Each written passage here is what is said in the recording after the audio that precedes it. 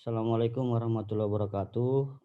Selamat siang rekan-rekan sekalian, rekan-rekan panelis, rekan moderator, kawan-kawan LBH Jakarta dan juga rekan-rekan media. Ada 3 hal yang ingin saya sampaikan secara padat dan mencoba sesingkat mungkin. Hal pertama adalah saya dan kawan-kawan yang fokus pada isu advokasi dari dampak pertambangan melihat bahwa rencana untuk terus melanjutkan pembahasan Omnibus Law ini itu melanggar beberapa aspek. Aspek pertama adalah tentu saja aspek transparansi. Jadi sejak awal kelompok-kelompok kepentingan seperti diulas tadi yang seharusnya dilibatkan itu tidak dilibatkan.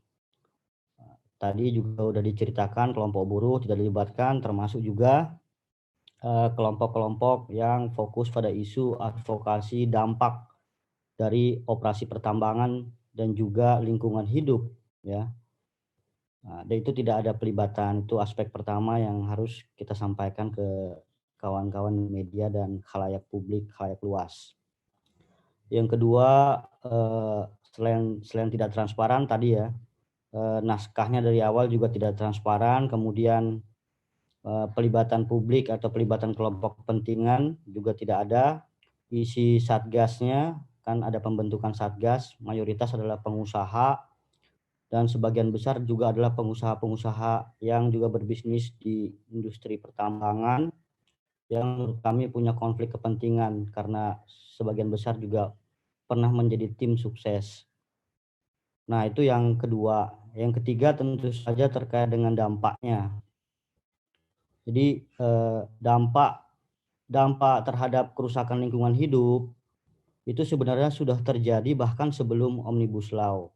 Nah, situasi kerusakan lingkungan hidup ini justru tidak dievaluasi dan tidak menjadi catatan penting ketika merumuskan Omnibus Law Cipta Kerja. Ya, sebaliknya kami melihat kalau ini diteruskan, ini akan melipat gandakan kerusakan lingkungan hidup. Jadi sebelum Omnibus Law tidak ada evaluasi, yang harusnya dilakukan evaluasi malah membuat regulasi baru yang bermasalah yang akan menciptakan lebih banyak kerusakan lingkungan hidup. Jadi itu. Apa dampaknya bagi kerusakan lingkungan hidup? Yang pertama kerusakan di daratan ya. Kita tahu bahwa daratan kepulauan Indonesia sudah dikapling-kapling oleh berbagai perizinan yang sifatnya eksploitatif atau mewakili industri ekstraktif atau ekonomi ekstraktif. Ada kerusakan di daratan akibat pertambangan, akibat sawit, atau ekonomi ekstraktif lainnya lewat penguasaan lahan yang sekarang di dalam Undang Omnibus Law akan lebih parah lagi. Penguasaan lahan pertambangan misalnya di dalam klaster yang berkaitan dengan pertambangan itu dihapuskan batas waktunya. Jadi biasanya setiap izin pertambangan itu punya batas waktu, tapi saat ini itu dihapuskan. Jadi di dalam undang-undang Minerba dia berkaitan dengan merubah 9 pasal di undang-undang Minerba. Dia akan menghapus 15 pasal dan akan menambahkan 6 pasal baru. Nah, salah satunya tadi yaitu masa perizinan yang tidak terbatas sehingga sampai pertambangan itu habis bagi perusahaan-perusahaan tambang yang terintegrasi dengan kegiatan pengolahan atau pemurnian. Jadi kalau dia perusahaan tambangnya punya PLTU, punya smelter, punya PLTU batubara dan punya smelter untuk mineral logam, dia memberikan tambahan pasal yaitu pasal 47 ya, pasal 47 dari ayat 6, ayat 7 dan ayat 8 juga pasal 83. Semuanya memberikan keistimewaan bagi pertambangan mineral dan batubara. Jika dia punya PLTU dan smelter, dia akan diberikan jangka waktu perizinan yang tidak terbatas ya. Selama bahan tambang itu ada di dalam tanah, selama itu juga dia bisa melakukan penambangan. Yang kedua, luasan konsesi yang lebih besar tanpa batas. Saat ini saja catatan Jatam 34% dari luas daratan kepulauan Indonesia sudah dikuasai oleh atau dikapling oleh izin-izin pertambangan. Nah, ini ditambah lagi ya, yaitu perubahan pasal 83 huruf F. Jadi yang kalau kita bicara undang-undang saat ini itu dibatasi luasan itu maksimal 100.000 hektar untuk yang eksplorasi batu bara, 15.000 hektar untuk eksploitasi 100.000 hektar. Nah, tapi di dalam Omnibus Law ini untuk klaster yang berhubungan dengan pertambangan itu nanti luas konsesi pertambangan tidak akan mengenal batas. Tentu saja dampaknya kerusakan tadi akan lebih luas. Dan kerusakan ini tidak hanya di pulau besar, termasuk juga di pesisir, termasuk juga di laut, dan juga termasuk di pulau-pulau kecil. Nah, celakanya tidak ada stakeholder, tidak ada pelibatan bagi masyarakat di pulau kecil, masyarakat nelayan di pesisir, atau masyarakat korban tambang ketika dalam melakukan pembahasan ini. Jadi kami memprediksi akan terjadi kerusakan yang sangat besar di daratan, di pesisir laut dan juga pulau kecil. Apalagi juga kami menemukan undang-undang ini menggunakan kacamata kuda, tidak mau lihat kanan kiri, bahkan tumpang tindih juga dengan kawasan rawan bencana. Bagaimana tuh? Pemerintah ngomong bahwa kita harus berhati-hati memberikan izin pembangunan jika berada di kawasan bencana, tapi undang-undang ini itu tidak peduli dengan kawasan rawan bencana. Banyak operasi pertambangan, panas bumi, dan yang lain-lain berada di kawasan gempa, tsunami, dan banjir. Jadi ini akan semakin membuat rentan daya tahan masyarakat kita di masa pandemi corona ini. Sudah sehari-hari kena ISPA karena PLTU batubara, bertambah lagi luasan pertambangannya, terancam lagi oleh bencana hidrometeorologi seperti gempa, tsunami, dan banjir. Yang ketiga yaitu merendahkan martabat negara, hanya melayani kepentingan pengusaha. Contohnya adalah pasal 169 ya, yang dimasukkan juga dalam Omnibus Law ini yang ingin memperpanjang atau setuju perusahaan raksasa batubara yang memproduksi sekitar 60% batubara nasional. Itu ada KPC, Adaro, Arutmin. Perusahaan-perusahaan raksasa ini akan habis masa berlakunya tahun ini. Arutmin itu akan habis akhir tahun ini. Karena itulah kami melihat merekalah yang berusaha menunggangi Omnibus Law ini, sehingga Omnibus Law ini justru merendahkan martabat negara, bukan melayani kepentingan rakyat dan lingkungan, tapi melayani kepentingan pengusaha dan perusahaan-perusahaan. Nah, yang berikutnya adalah melanggar konstitusi yang meletakkan negara di atas entitas bisnis menjadi negara di bawah lebih rendah dari entitas bisnis. Contohnya adalah pasal mengenai penghilangan royalti.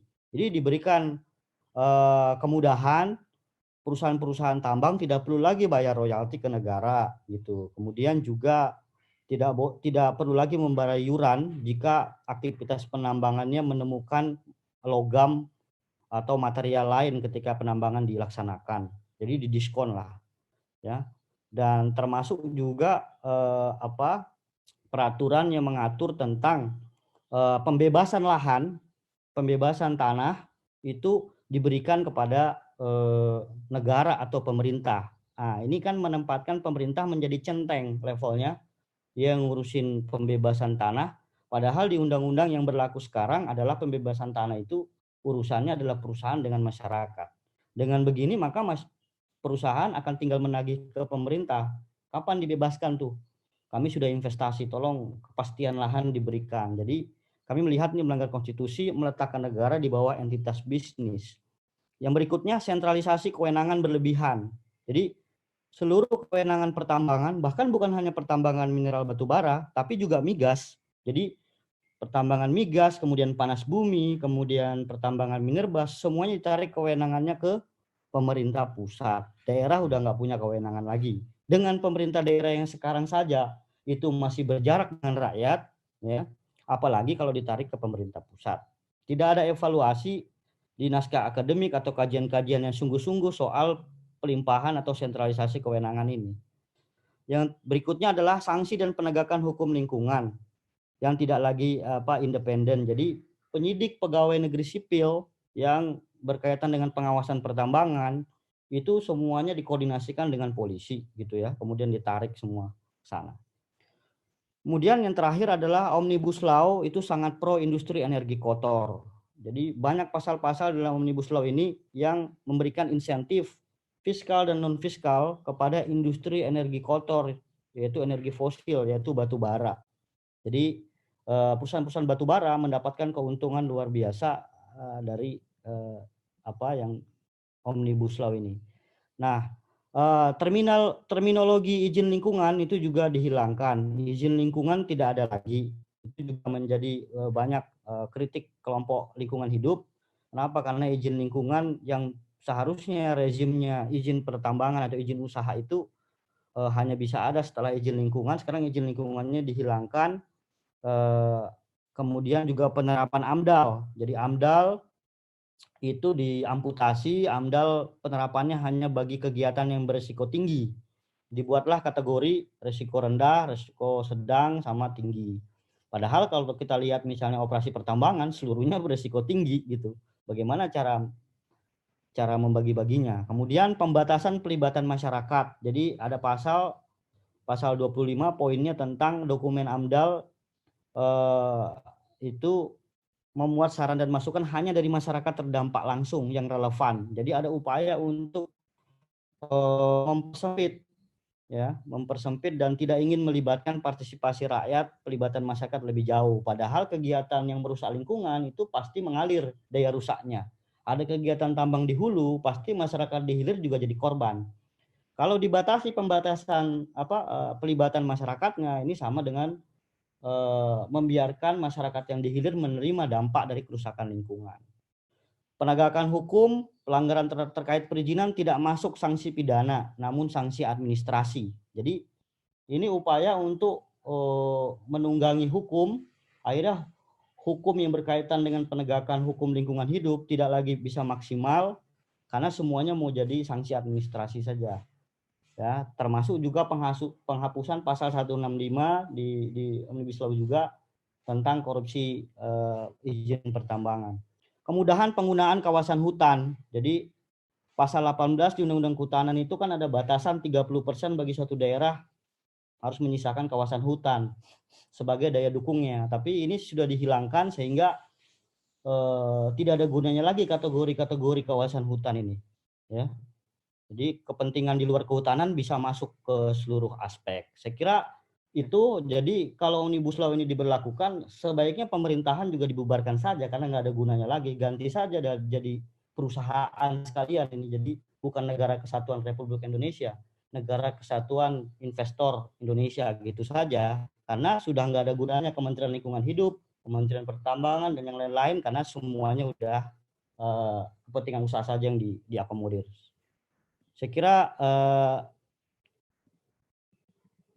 itu ya, dan kita menggugat, kenapa kita menggugat selain dampak itu adalah karena seluruh masukan dan pandangan berbulan-bulan yang dilakukan oleh masyarakat sipil tidak pernah didengar, tidak pernah diakomodasi, tidak pernah diberikan ruang. Padahal banyak sekali masukan, kritik yang disampaikan oleh banyak masyarakat sipil terkait dengan kerusakan lingkungan hidup di media, itu tidak ditanggapi. Karena itu kami melakukan gugatan, termasuk saya juga karena saya juga tinggal di kawasan kawasan langsung dari terdampak kegiatan pertambangan batubara di Kalimantan Timur, di mana izin pertambangan terbesar di Indonesia, di provinsi di tempat saya, sehingga kalau undang-undang Omnibus Law ini diteruskan, ini berdampak langsung juga kepada saya dan juga kepada seluruh masyarakat. Saya kira itu mestinya pemerintah fokus mengatasi coronavirus daripada melanjutkan rencana yang akan memperbesar pengusiran, pencemaran, dan perusakan lingkungan hidup dan juga melanggar konstitusi. Terima kasih. Assalamualaikum warahmatullahi wabarakatuh.